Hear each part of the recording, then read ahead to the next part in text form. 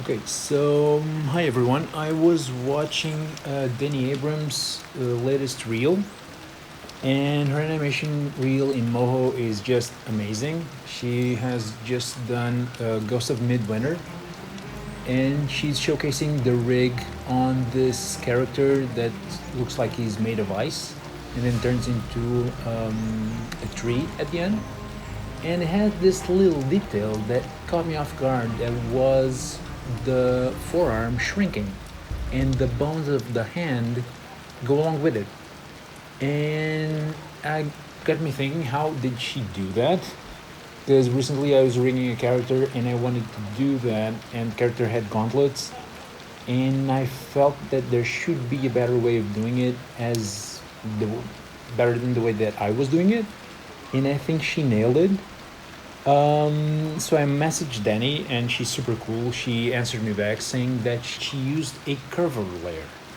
And I gotta be honest, I haven't used curver layers all that much, but it got me thinking, how did she do that? How did she combine the curver layer, which is really great for flexible stuff, with the bone layer? So I decided to have a go at it and just test it out and try to rig an arm myself to see if it would have a shortening forearm, because it's really useful for perspective. And that's it. I'm gonna talk you through it because I think I figured it out. I'm not sure if this is how she did it. This is how I did it, and it works. So let's go. Let's get into it. Okay, so this is the arm I did, and a little sample animation just to test it out. I'm gonna show you. Okay, frame that better. Okay, so as you can see, the forearm shortens, and that would be great for a character to do that. And he has a gauntlet, so it's not just one shape getting smaller, and you have to round it out because you have to give the illusion that the arm is a cylinder and has some volume to it. So let me take you a little through the rig. Let's go here, for instance, in the timeline, in the beginning. Okay, so I have an arm for the forearm, a bone for the forearm, of course, another for the upper arm, and then I have these little things here that adjust the bendiness of the arm. Okay, and here too. I'll show you how those are doing that in a while. And of course, this is basic, like the hand also moves. And then I have this one that's kind of automated because it relies on this angle. And there's this little bone right here, and this one is responsible for either the gauntlet being in front of the hand or being behind the hand. Okay, moves this one. You just move this one bone, and it flips either the hand, the arm is now going back, or the arm is facing forward. Okay, you do that with this one. And right here, you have another one to compensate this part of the gauntlet. So you have this one to make it like this in the front, and this one makes it go like back and forth. I haven't done the back of this one yet, but it should work exactly as this one. So this is the bendiness of this part of the rig. You can push it like too much, it breaks, but if you keep it in the middle, it works fine. Okay. And so, oh, and this one is an extra control for the elbow if you want to move this around for any reason that you might want to do that. Okay, so now the thing that I saw on Danny Abrams' rig that I was a fan of was this. The arm shrinks and it stays functional. Okay, because if you just move this one bone, the hand comes with it. Okay, and that's what got me thinking, how did she do that? Because the rest of the controllers are all there, and the arm remains pretty flexible. And so, see, if you just pull these down, the arm works fine. Okay, and it's now the arm is a little closer to you, and you can like scale this up, not like this. But if you can't have a controller for scaling the hand, so it moves closer. But again, if you see it in motion, it gives the illusion that the arm not only is facing you, but it's going up. Okay. So let me show you all the hidden bones I have here. That you go into hide show shy bones, and a bunch of them pop in. So I'm going to be coloring them so you know what is what. Okay, so the main 3 bones are already shown you. So got arm, forearm, and hand. Okay, those are easy. Let's paint those blue. Okay, and then these control the bendiness of the bicep and the forearm. Let's paint this, I don't know, like purple. Okay, and then these are going to be visible. The ones truly controlling the bendiness are going to be, I don't know, a green contrast color. Okay, so now the thing is, these 2 bones, the one from the bicep and from the forearm, as you can see, are targets of the green bones. Okay, these green bones are not needed for you to interact directly. They are, however, needed to be parented to these shapes over here. They give you the curve. Okay, this is from another tutorial online. I'll be sure to find out what it is. I don't remember where I've seen it, but it was super useful. I really like this technique. With just these extra 2 bones, one for each part of the arm, you get this full control of the bendiness of the arm, which gives a whole lot of personality. Like in this position, you can't really see the usefulness, but if you rotate this one, no, oh, sorry, wrong layer. If you rotate this one here, you can see the arm flows way better like this, instead of just feeling like stiff if it didn't have those. Okay, so the way you do this is you have these bones, you add them at the wrist joint, okay, and at the elbow joint, and they should be parented in this case, this elbow controller, okay, not to the main bones. Why not to the main bones? Because then if you need to move this one around, I'm sorry, not this one around, it continues to go along with it. Okay, so you can do extra stuff with the arm.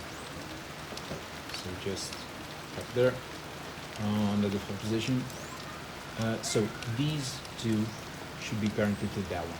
Okay, and that one, this should be parented to the main arm bone, the upper arm bone. Okay, so the green ones are parented to this one, to the elbow control one, and this green one is parented to this wrist bone. Okay, so this wrist bone is parented to this, to the forearm bone, and the hand is also to the wrist. Okay, so main logic from the upper arm down. The upper arm is the daddy of the elbow controller and of the forearm bone. Then the wrist is a son of the forearm, and the hand is a son of the wrist. Okay, So you have all of that. Then you have these two pin bones are both parented to the wrist, okay? Because when you move around the wrist, they should be just controlling the openness, or either this is back or forward facing, okay? So these two just revolve around this one. So they're parented to it. And then you take these bones, the green ones, and you make them target the pink bones, okay? With all of that in place, this should work. Now, I have a layer here, and this was the trick that Danny Abram mentioned. I have a layer, again, I keep forgetting how these layers are called. They're curve layers. They're curve layers. And the thing is, if you can parent the control points of a curve layer to bones, okay? Just like you parent the shapes to bones, you can parent the curve layer to bones. And that's what I did. So you have here the beginning point is parented to the upper arm. The end point is parented to the is parented to the forearm, and the middle one to that controller. Okay, right here. You see it? It's there. So this one, no. So this is the wrist one. It's parented to the wrist. The elbow controller controls that one. See that one? The pin bone is controlling that one, and the upper arm controls that one. And that way you have the whole curver layer parented to the bones, so you can control it from over here, and that's why you can do stuff like this. Okay? And why you can just pull this one back and the whole layer comes with it, and it drags all the points, even if you haven't directly parented them. And this is making this sort of adjustment, okay? The hands has nothing, okay? The hand is just the hand. What is interesting about the wrist bone is that if you go into constraints, I have the wrist bone being a son of the forearm, okay? But it feeds off of the angle information of the hand. So it's always a midpoint in terms of rotation between the forearm and the hand. Okay, that's something I've been doing for a really long time when it comes to rigging, is that I always have these bones at these joints, because it keeps up with them. Actually, this is moving, and I'm now going to correct something here. This is parented to which bone? Let me see.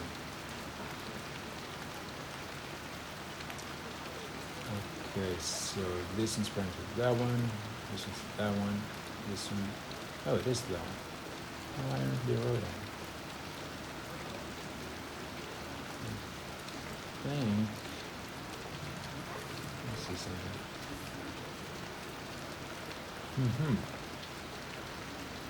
I think this bone here it's not because of its targeting here. Okay, that's the issue.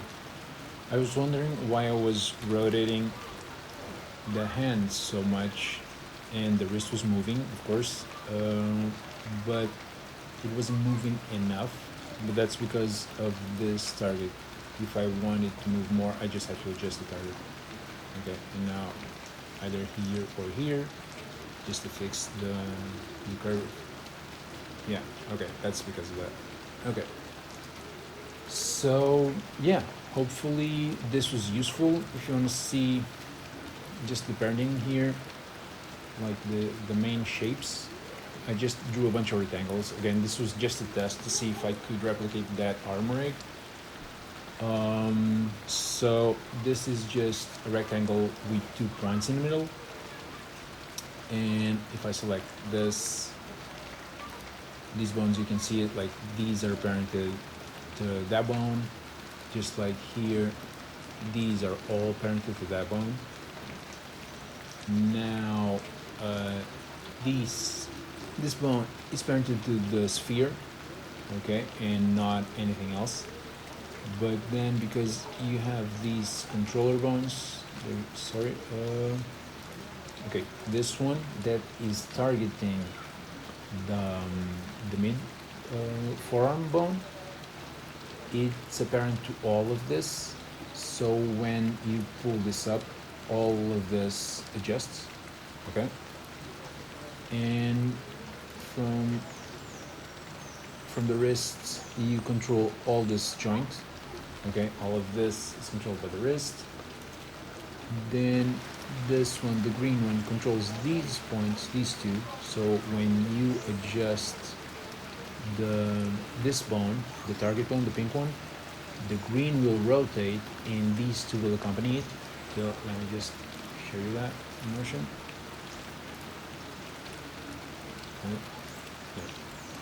If I move these, you see those two accompanying, okay? Just like these, all of these go after the green one, all of this goes after this green one, okay? So you move around the pink, not rotation doesn't do anything, you can block it if you want. But moving them will rotate the whole thing. And then this one, again, adjusts this to match this one. I couldn't really make that automated. Like when I move this one, it would, I'm sorry, this one, that's the shy one. When I move this one, that one moves automatically, as you can see it. Okay, this is the inverse of this one. Up is down, left is right, okay? But this one, I couldn't really automate it. There we go. Let's color it. Okay. And this one will adjust if you just press, like you can move it all around, and that would be weird. But if you just press the shift key while dragging it, it will drag along the main bone, the forearm one, and then you position this one here. And again, if you have this wider, I mean, just take out so much away. You can now reset this one, just go here, back to position, and you reset this, and you reset this, and you have like the bone. Like it appears the forearm is rotating. You can add a little bit of, it should be interesting if I can do this and it rotates the correct perspective. Maybe a challenge for next time. So when this one comes down, it goes a little bit wider, the whole circle. That would be cool. Okay, I want to try that one next. Okay, so that's it for now. Hope you learned something, and I'll leave links to tutorials I used into Danny Abrams' reel